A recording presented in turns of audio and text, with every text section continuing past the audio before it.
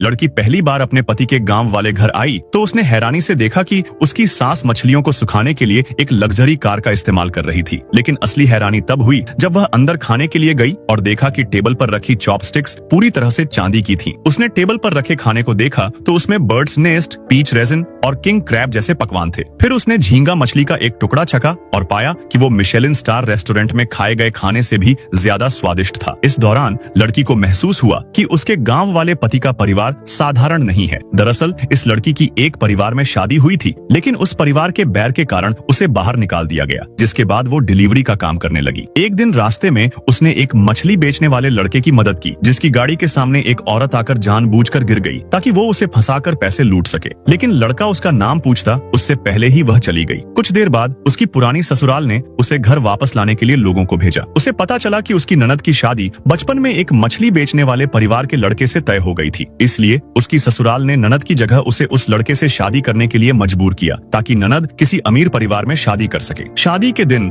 ननद को लेने के लिए ननद की होने वाली ससुराल से 4 आलीशान गाड़ियां आईं, जबकि लड़की को लेने के लिए मछली वाली ससुराल से सिर्फ एक वैन आई। ननद ने मजाक उड़ाते हुए कहा कि जिस गाड़ी में यह जाएगी उसमें से भी मछली की बदबू आ रही है। लेकिन लड़की को कोई आपत्ति नहीं थी और वह उस गाड़ी में बैठ गई। जैसे ही वो मछली वाली ससुराल के घर पहुंची, एक मुर्गी उड़कर बाहर आई, जिससे वो डर गई और पीछे हट गई और उसका पैर चिकन की पॉटी पर पड़ गया। उसकी सास उसे लेने के लिए बाहर दौड़ी और प्यार से उसका हाथ पकड़कर उसे खाने के लिए घर के अंदर ले गई। लड़की ने टेबल पर चांदी की चॉपस्टिक्स देखी तो मन ही मन सोचा, क्या अब गांव में भी लोग इतने खास हो गए हैं? उसने टेबल पर बर्ड्स नेस्ट, किंग क्रैब और एबालोन जैसे महंगे पकवान भी देखे, लेकिन उसकी सास ने कहा कि यह तो सिर्फ रोजमर्रा का खाना है। जब वो यह सब सोच ही रही थी तो उसका पति एक छोटी तिपहिया साइकिल से घर आया। दोनों ने एक दूसरे को देखा और लड़की ने पहचान लिया कि उसका नया पति वही मछली बेचने वाला लड़का था जिसकी उसने कुछ दिन पहले मदद की थी। पति भी उसे देखकर हैरान रह गया। उसकी माँ ने जब उसे याद दिलाया तो उसे अपनी पत्नी को तोहफा देने का ख्याल आया और उसने अपनी एप्रन से एक तोहफा निकाला।